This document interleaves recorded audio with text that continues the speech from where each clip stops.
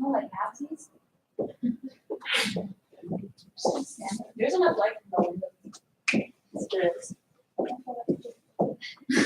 Alright, I'm gonna have to do this in window now. Alright, are we good? No. It's because I have one here. This is-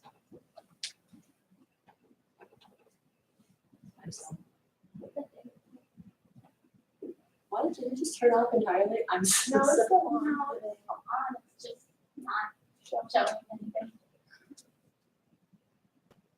Oh, this came.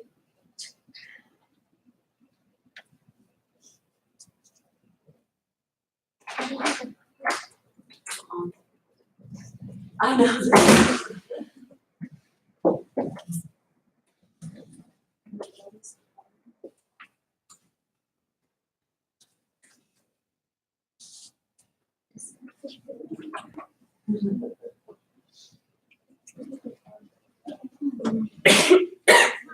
So we can do a short presentation. Yeah. Oh, awesome. There we go. Alright.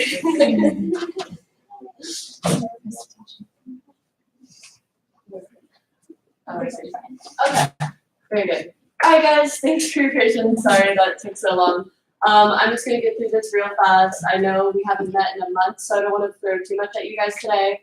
But usually at least once per semester we do like to give this presentation. Usually Lindsay or Brooke from MHA comes along and gives it, but they are pretty packed this semester with their scheduling. It looks like they're mostly on night shifts and whatnot, so I'm just gonna go ahead and give it to you guys. But you do get benefits from being part of Psych Society that I'll mention later in the presentation. So just make sure you mention that if you do decide to reach out to them and pursue the internship or volunteer opportunities that I'm going to describe to you. So to start, MHA is essentially a, well, it's exactly what it sounds like. It's a mental health association, and it's not like a hospital or necessarily or a clinic. It's a, I guess, organization that tries to help people through referrals. So they will look at your income bracket, they'll look at your symptoms, they'll look at kind of the whole picture, you call them. And I guess it's kind of like social work in that regard, that they'll send you over to the ideal person that can help you with whatever you need help with. And they give a bunch of free services to the community. They do lots of volunteer events, they raise money for charity. They're just overall really dedicated to their mission of helping anyone and everyone with mental illness or anyone that might be involved in someone with mental illness's life. So I'm going to go through these programs really quick, but essentially they have a couple programs here that I'm going to list out, but the ones we're going to focus on are the Mental Health Connections program. That is the internship that they offer, and they have this big online database, and they do it through a referral system. And the Guardian Advocate program, that is the volunteer opportunity that they offer, and it's very hands-on, and it's a really good experience. I'll go into those later as well. I personally have done the Mental Health Connections program, so I can talk to you, about my experience with that. I know Giovanna has done the Guardian Advocate program, so she can tell you a little bit more about that too. The Reflections program and United Counseling program are also services they offer, but I'm not sure if that's like you have to have a certification to do them or not. Usually Lindsay and Brooke, when they're here, focus on the top two programs. So the Mental Health Connections Specialist intern. As I described before, they pretty much take calls, emails, most forms of communication, and they screen them, and they get a kind of like full profile from the clients that go through this organization. And then they look in their database that has a bunch of providers, 1,900 as of this PowerPoint, but I know they've been connecting with even more people recently. I wouldn't be surprised if it's over 2,000 now. And they communicate with them and kind of just like network with them to figure out, like I mentioned earlier, kind of the best treatment plan or the best person for the person contacting MHA to go through. So They do a lot for the community, and they usually have a set period of time where the internship will be. So it will usually be like kind of on a semester basis. So if you start in spring, it'll probably end at like during the end of summer. It's usually at least, I mean, you can do it on whatever you're available to. They're really flexible with scheduling. They're really accommodating for whatever hours that you might have at like a part-time job or classes as well. So just make sure that you reach out with that intent though, if you do alter your schedule at all. But yeah, essentially you are stationed at a desk and you take a lot of calls. It sounds kind of boring, but they also do lots of hands-on community events where they go out and kind of apply what they do. So they give flyers to people that might be reaching out or might be at an event where they or a family member might be needing help with some sort of counseling or program that NHA can provide, and they really make sure to give them all the information necessary. So it is a lot of database work, which is relevant experience to have regardless of what position you might be pursuing. It is communication skills, customer service skills, but most importantly, it is directly applicable, I'm finding words today, for psychology. So it's a really good internship. Like I mentioned before the presentation started, lots of jobs don't really have psych internships because in order to, pursue a in-training thing in psychology, you at least need a master's. Obviously, you wouldn't want to be counseled by like a therapist in training or a social worker in training. You wouldn't want to receive advice from them. You usually go to a professional. So as a psych major, like I definitely feel it's hard to find relevant experience. So this is definitely a good option. I know like the only other thing I can think of is for IO, you can get like human resources internships, and those are relevant as well. But for psych, there really is a limited amount you can use that. So it's really good to connect with this program. Okay, so volunteer opportunities. We have pretty much done all of these before besides Project Cheer. Orange You Happy, Out of Darkness, NAMI. Those are all stuff that we'll advertise to you guys when it comes up. And if you follow NHA on Facebook, and I think they have an Instagram, it's not as like current as their Facebook. But if you follow them, they always post these events as well. They're always very community based.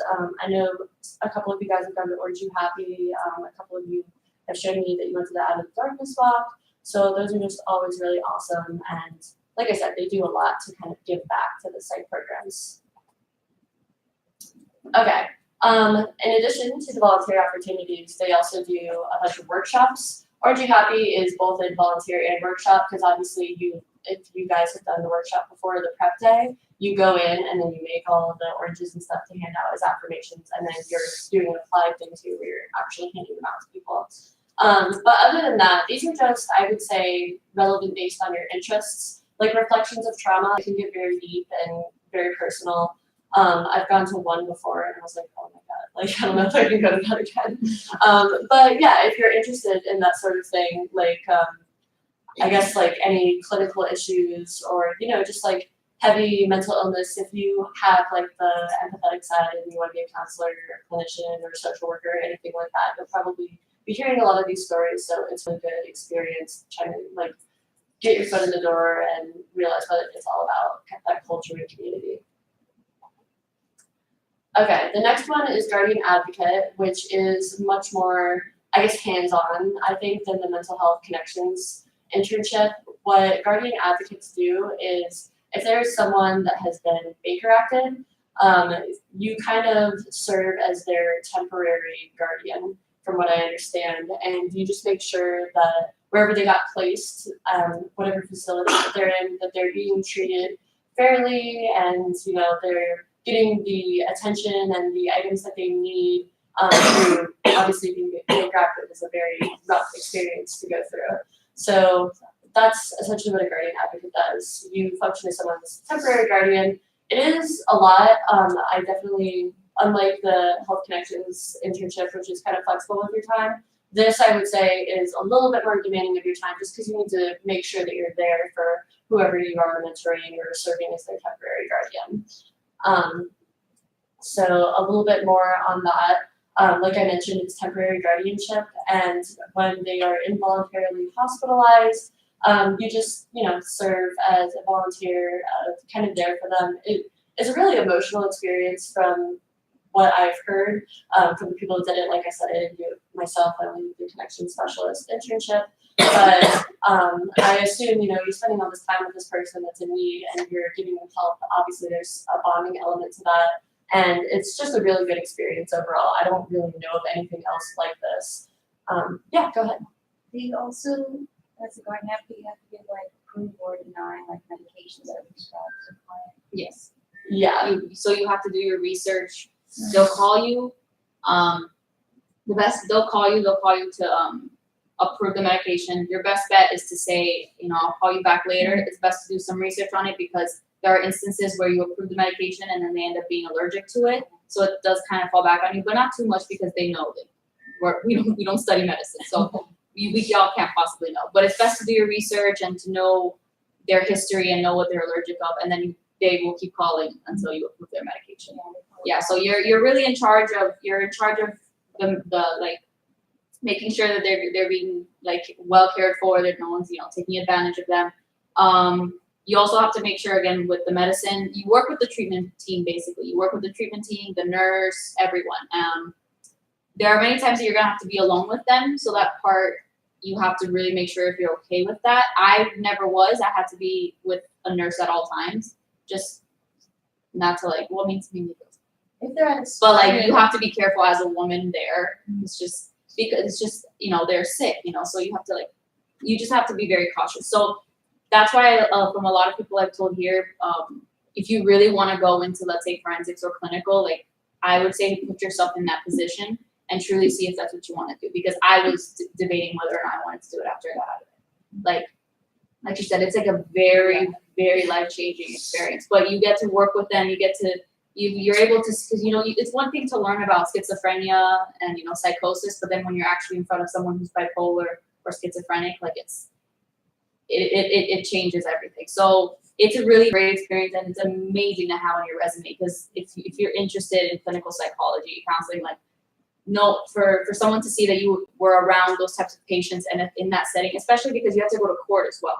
Yeah. So you're gonna be in that legal setting and in front of other people working on, like, the other people working as their members of the treatment team. Like, it's honestly it's a CD booster. So yeah. They're starting to do some policy changes in the hospital now. So Really? now they're starting to make sure there's someone in the room. Yeah, because they gave me that option. So they actually said, like, it's okay if you can go in alone. But I was like, no, it's not gonna happen. Like, Right. yeah. So yeah, this is like the most applied setting I can think of, where you would actually be practicing kind of, you know, like a version of, you know, clinical psychology or therapy. But obviously, you know, you have someone there. There is a training for it that you have to sign up for before you do it. Those of you on Discord that may have not heard Giovanna, she essentially stated that it is like a very involved experience, should be like emotionally aware and developed before going in. But there is the training, and it looks very good on the CV. So one of the things mentioned is you might have to approve or deny medications given to the patient. Usually there will be a nurse there to help you along for anything that, you know, you may or may not be certain on. Obviously, you don't want to approve medications that are not the correct ones, because we all know the effect medication has. So, right. But yeah, just to sum this all up, it is a very involved experience, but it's one of the best you can get, especially if you want to go into clinical or forensic psychology, because, like she was saying, there's not really another scenario like that where you can be around the mental illness that you're learning about in class, so schizophrenia or bipolar disorder or even anxiety and depression can get very heavy very fast. So it's definitely a good program and some good training. So this is outdated, I believe. Yeah. Because this is the PowerPoint from last If year. any of you are interested, I'll just come up to me at the end and I'll give you the information. Right, yeah, definitely yes. Giovanna, she's in direct connections with them. If you do like forget, or for any of our online members, definitely just reach out to us on any social media or Gmail, and we can send Lindsay a kind of, you know, hey, this person from Psych Society wants to be part of the program. They usually offer the training for you guys for free. I think it's normally like what, $50? It's normally $50 for now. It's Okay. free. But no, it's free for Psych Society members, so that is a perk of being part of the club. We're pretty well connected with MHA. And I think what's the career services is also connected with them as well, but I don't know if they do the free training. Do they accept everybody, or is it like an application process kind of thing? You have to go through the actual training, and then you do pre-tests and post-tests after the training, and then you basically sign up in front of them. You go through the whole process of putting your information down, and then you have to go somewhere and get your background checked, and that takes about 2 to 3 days, and then they'll get back to you. Basically, you can start immediately working with patients. But it's not like based off like, oh, if their resume isn't like. Oh no. Oh, no, it's not like pre-qualifications or anything. Anyone can do it, but Yeah. they will screen you and test you to make sure you know your stuff before entering the program. Is it like permanent? Like, are you always this person? Yeah, as soon as you get that certification as being a guardian advocate, it's for life. So. No, but like, I mean, are you always with one person for like? Oh no, it's until they are released from the hospital. It depends. Sometimes they're released from the hospital or they go to a different hospital, but it's usually when they're released from the hospital. You work with them for probably 6 weeks. Maybe you can take on more than one patient as well, but that's obviously depending on your schedule. What hospital were you at, and how far away is that from your house? Yeah, that's the thing, guys. So there's like 5 hospitals to choose from, because they'll send you emails with different like, oh, we need 1 GA for this hospital, we need 1 GA for this hospital. So you basically get to you email them back and say, I want this patient, and they'll send you their information. I think it's like 5 hospitals, and like, so basically 4 of them are all like 40 minutes away. The only one that's close is on University. It's like right there. It's literally like 5 minutes from here. But that one is a little inconvenient because it's on the only times that you have court is Mondays at 3 o'clock in the afternoon, while all the others are 9 o'clock in the morning. So it's like it's very inconvenient, but it's the closest hospital. Everything else is like Lake Nona. I'm not from here, so I'm not good with places, but they're like 39 to 40 minutes away. Yeah. So it's not, but it is at 9 o'clock in the morning, so I was like still able to go to school afterwards. But the closest one, NUBC, was the university one. It's inconvenient, but it's right there, and it's not as common. The ones that are 40 minutes away were the most common ones. So it's very rare to find a university one. When you said this was more of a time commitment, like were there certain days that you came in for like a certain shift, or how did that work? Yeah, because they're gonna tell you. I'm gonna be straight up with you. They're gonna tell you that you have to keep a log of how long you were with the patient and how long you were in court, and basically you have to commit to, I think it was 10 hours a week, but they don't keep track of it. They really don't keep track of it. So I mean, but at the end of the day, you want to get that experience, So, but like obligation wise, they don't, oh, you didn't do 10 hours this week. They're not like that. They're very lenient. Okay. But at the end of the day, you are supposed to spend like 2 or 3 out of days with them. But if it's only once or twice a week, it's fine as well. As long as you get that experience and you're around them and you're able to make a difference, that's all they care about. So what about like legal aspects of it? Like if you are asked to approve a medication, you do your research and you say yes, but then the person does end up like having a reaction to it, like does that then? They don't hold you to accountable because they're only there for you legal wise. Like they only come to you because technically someone needs to sign off on it. But there's a treatment plan. There's a treatment team that works with you. So if they're the ones that work on trying to find the best medication for them, and if it doesn't work out, that's technically on them because they're the ones that do the research So and you have. can't get in like You legal don't get trouble or in anything. trouble. Yeah. They tell you that to not worry too much about that. Either way, do your research, of course, Right, but but like they if won't hold you accountable. Yeah, because they know we're all college students. Do you kind of act as a like liaison, when you say, between like not like hospital staff, but like how they're being treated and treatment teams, that kind of stuff? You have to kind of keep an eye on how they're being treated and make sure, because a lot of them, at least the ones that I've worked with, are all elderly. So so you just that's part of the job as well. I was just gonna say it's also important to ask them like how they're feeling about the medicine, how it's worked for them in the past. That's also. Yeah, you get this like big binder of all of their. Yeah, it's not fun. That part's not fun. You get a big binder of everything they've gone through, and the stories are. Yeah, you'll get some angry ones. So make sure, if you really wanna go into this, make sure, like, you do this because, It's a good summer opportunity for that reason, because a lot of the, like, a lot of your time commitments during the fall and spring will probably be to school. But during the summer, they, I think, usually are accepting a little bit more GAs. and they start getting out gift cards because they know that the summer it's really hard to find, guardian advocates, so they give out free, gift cards for those that like sign to 1 or 2 pages. I don't know, like, how the sound would be on this card, but just, I mean, it's TLDR, everything is it's good, you can hear her, okay. Alright, never mind. Okay, so this will pretty much be, like, wrapping up here, guys, but the NAMI walk, which was listed in the volunteer events, we're actually doing our own NAMI walk. I think it's the same, 26, It's the 27th? 27th. It is around the same time as the date listed here, but this, like I said, this PowerPoint is a little bit older. It's the 27th. Okay, so we're doing our own NAMI walk the 27th. We've been listing it in our previous PowerPoints, but I'll post that on Facebook for you guys. Just kind of reiterate there. Just exactly what you would think it would be, though. It's just they walk. Everyone has the same color T-shirt, and you pretty much walk for a cause, which in this case would be the mental illness at Cranes Park. So, and this is all of their relevant social media. Yeah, Does just ignore Brooke this. still have that email? Yeah, Brooke's Okay. not even working. That's what I thought. Okay. Yeah, so Yeah. I'll give you guys the info. Okay. Definitely follow their Facebook if you can, because I think that's the most updated social media that has all their events, like the NAMI and the Out of Darkness and the Orange You Happy and everything. But yeah, if you guys want to get involved with this program, definitely come up to near Giovanna, and I'll put a little bit more information about it on social media tomorrow.